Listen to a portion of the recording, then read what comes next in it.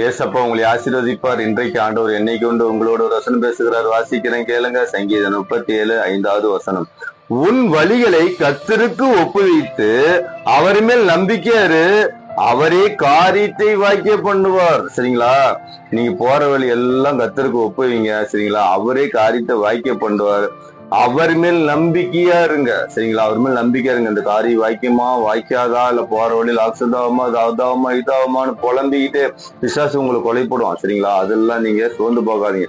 கர்த்தர் மேல் நம்பிக்கை இருங்க. உங்கள் காரியங்கள் வாய்க்கும். சரிங்களா? நீங்க எந்த காரியம் எதை குறிச்சிருந்தாலும் நீங்க சோர்ந்து போகாதீங்க. கர்த்தர் இன்றைக்கு காரியத்தை வாய்க்க பண்ணுவாரு.